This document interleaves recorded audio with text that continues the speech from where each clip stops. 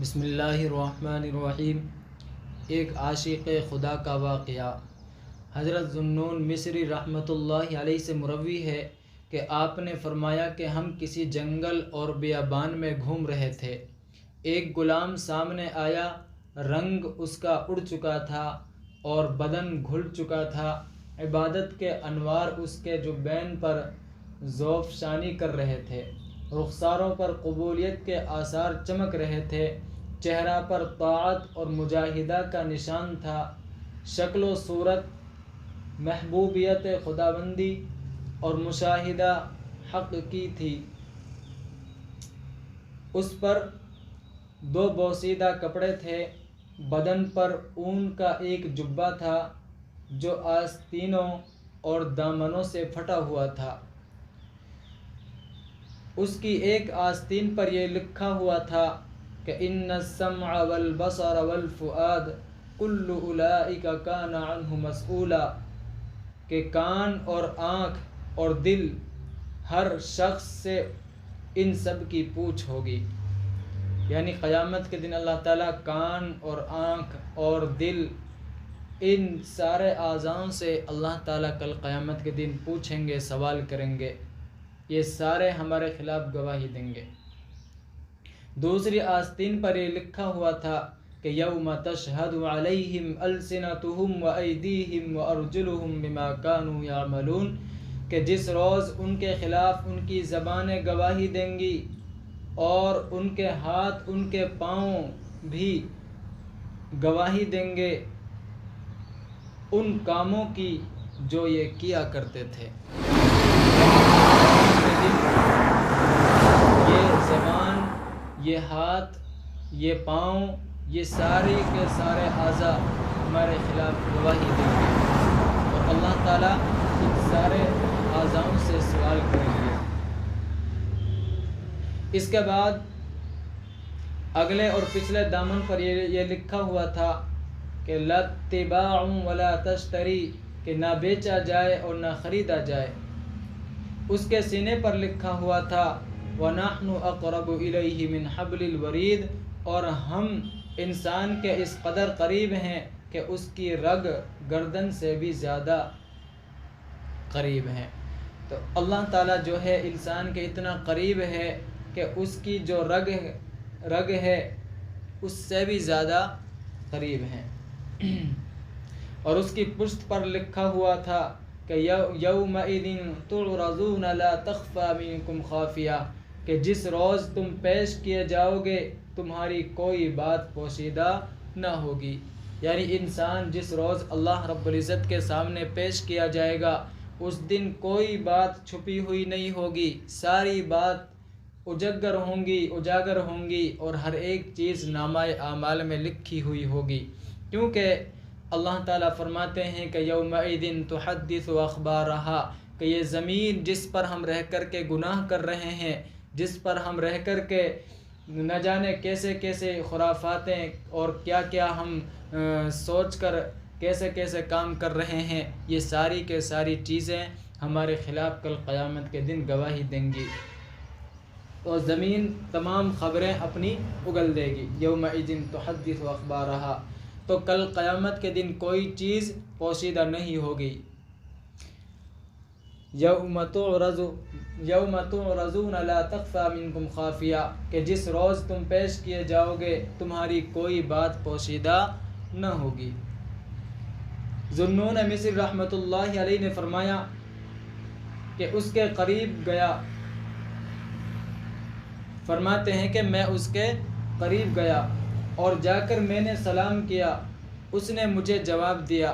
میں نے پوچھا کہ اے بھائی، اللہ تعالیٰ سے محبت کی ابتدا کیسے ہوتی ہے؟ فرمایا کہ یہ آیت جو تو نے دیکھی اور پڑھی ہے اس کو مد نظر رکھنا، اور اس نے اپنے لباس پر لکھی ہوئی آیت کی طرف اشارہ کیا، یعنی جو اس کے لباس پر جو لکھی ہوئی تھی اس کی طرف اشارہ کیا۔ میں نے کہا اے بھائی، محبت کی انتہا کیا ہے؟ فرمایا اے ذوالنون، اللہ ایسا محبوب ہے جس سے محبت کی کوئی انتہا نہیں ہے۔ اور اس سے بغیر عجز و انکساری کے محبت کرنا محال ہے۔ میں نے پوچھا اے بھائی، زہد یعنی دنیا سے کنارہ کشی آخرت کی طلب کے لیے ہوتا ہے یا مولا کی طلب کے لیے ہوتا ہے؟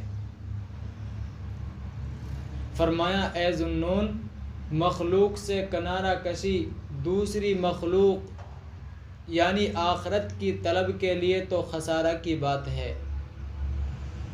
اس دنیائے مخلوق سے پرہیز صرف مولا اور خالق کے لیے ہی ہونا چاہیے۔ کیا فرمایا کہ جو اس دنیائے مخلوق سے پرہیز صرف مولا اور خالق کے لیے ہی ہونا چاہیے۔ حضرت ذوالنون مصری رحمۃ اللہ علیہ فرماتے ہیں کہ میں نے اس بزرگ سے کہا کہ اے بھائی، آپ ان ویران جنگلات اور خشک خائیوں میں بغیر توشہ کے کیسے صبر کرتے ہیں؟ یعنی حضرت ذوالنون مصری رحمۃ اللہ علیہ فرماتے ہیں کہ اے بھائی، آپ ان ویران جنگلات میں اور خشک خائیوں میں نہ کوئی کھانے کا سامان ہے آپ کے پاس، نہ کوئی پینے کا سامان ہے، آپ کیسے رہتے ہیں، کیسے صبر کرتے ہیں؟ تو وہ ناراض ہو کر کہنے لگا کہ اے بیکار، یہ اعراض اس آدمی کے سامنے تو کوئی حیثیت نہیں رکھتا، یہ اعراض اس آدمی کے سامنے کوئی حیثیت نہیں رکھتا جو تمہیں اپنے حال کی خبر نہ کرے اور اپنے راز کے لیے تم سے بے خوف نہ ہو۔ کھانے پینے میں ہماری حالت تو یہ ہے کہ پھر اس نے اپنا دایاں پاؤں زمین پر مارا تو گھی اور شہد کا ایک چشمہ ابل پڑا۔ یعنی اس نے اپنا دایاں پاؤں سیدھا پاؤں زمین پر مارا اور گھی اور گھی اور شہد کا چشمہ زمین سے ابل پڑا۔ اس نے بھی اس سے کھایا اور میں نے بھی کھایا۔ پھر اس نے بایاں پاؤں زمین پر مارا تو شہد سے بھی زیادہ شیریں اور برف سے زیادہ ٹھنڈا چشمہ ابل پڑا۔ اس نے بھی پیا اور میں نے بھی اس کے ساتھ پیا۔ پھر اس نے ان دونوں چشموں پر ریت ڈال دی تو زمین اپنی پہلی حالت میں آ گئی، گویا کہ یہاں کوئی چیز نہیں تھی۔ پھر وہ مجھے چھوڑ کر چلا گیا۔ جن کرامات کا میں نے حیرانی سے مشاہدہ کیا تھا اس سے میں روتا رہا۔ اللہ تعالیٰ ایسے بزرگوں سے ہمیں بھی نفع پہنچائے۔ یعنی اس دنیا کے اندر کیسے کیسے بزرگان دین آئے ہیں کہ اللہ رب العزت کے کتنے قریب پہنچے ہوئے ہیں کہ جن کو نہ کھانے کی فکر ہے اور نہ پینے کی فکر ہے، صرف اللہ کی عبادت میں ہماتن لگا ہوا ہے، اپنے آپے کو وقف کر رکھا ہے۔ اور سیدھا پاؤں زمین پر مارا تو شہد کا چشمہ اور گھی کا چشمہ ابل پڑا، اور بایاں پاؤں جب زمین پر مارا تو شہد سے بھی زیادہ شیریں اور برف سے زیادہ ٹھنڈا چشمہ ابل پڑا۔ تو یہ حضرات جو ہے اللہ رب العزت کے نزدیک کتنے پہنچے ہوئے تھے، ایسے ایسے بزرگان دین اس دنیا کے اندر گزرے ہیں، اور یہی وہ لوگ ہیں جن کو زبردستی جنت کے اندر لے جایا جائے گا۔ یہ عرض کریں گے کہ باری تعالیٰ، ہم نے جنت کے لیے عبادت نہیں کی تھی، ہم نے تو تجھ کو راضی کرنے کے لیے عبادت کی تھی۔ تو انہی کے بارے میں ایک اور واقعہ سناتا ہوں۔ خواجہ صاحب نے فرمایا کہ حدیث میں آیا ہے کہ قیامت کے دن ایسے لوگ بھی ہوں گے جن کو جبراً کھینچ کر بہت بہشت میں لے جایا جائے گا، یعنی جن کو جبراً کھینچ کر جنت میں لے جایا جائے گا۔ اس حدیث کی نسبت 3 قول مشہور ہیں۔ ایک یہ کہ یہ لوگ وہ بچے ہوں گے جو جبراً معلم کے پاس لائے جاتے ہیں، جو بتدریج حروف سے معنی کو پہنچتے ہیں۔ اور دوسرا قول یہ ہے کہ وہ غلام ہوں گے جن کو دارالحرب سے دارالاسلام میں زنجیر ڈال کر لایا جاتا ہے۔ اس وقت خواجہ صاحب نے آبدیدہ ہو کر فرمایا کہ تیسرا قول یہ ہے کہ وہ لوگ ہوں گے جو محبان حق ہیں، یعنی اللہ تعالیٰ سے محبت کرنے والے ہیں۔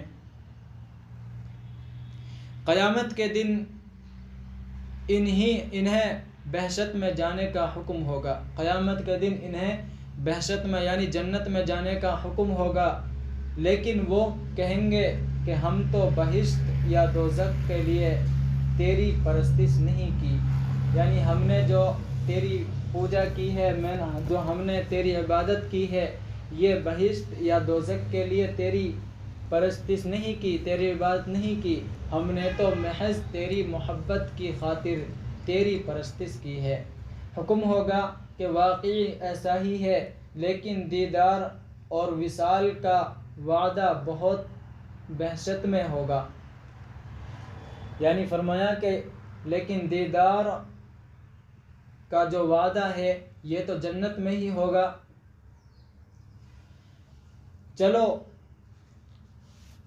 وہ پھر بھی نہیں جائیں گے، پھر فرشتوں کو حکم ہوگا کہ انہیں نوری زنجیروں سے جکڑ کر بہشت میں لے جاؤ، یعنی وہ تب بھی نہیں جائیں گے تو فرشتوں کو حکم ہوگا کہ ان کو نوری زنجیر یعنی نور کی زنجیریں ہوں گی، ان سے جکڑ کر ان کو زبردستی جنت کے اندر داخل کرایا جائے گا۔ تو اس لیے یہی بزرگان دین ہیں کہ جن کی برکت سے یہ دنیا قائم ہے، اور ایسے بزرگ آج بھی ہوں گے۔ آپ علیہ الصلوۃ والسلام کا فرمان ہے کہ من کان للہ کان اللہ لہ، جو اللہ تعالیٰ کا ہو جاتا ہے اللہ تعالیٰ پھر اس کے ہو جاتے ہیں۔ اللہ تعالیٰ ہم سب کو عمل کرنے کی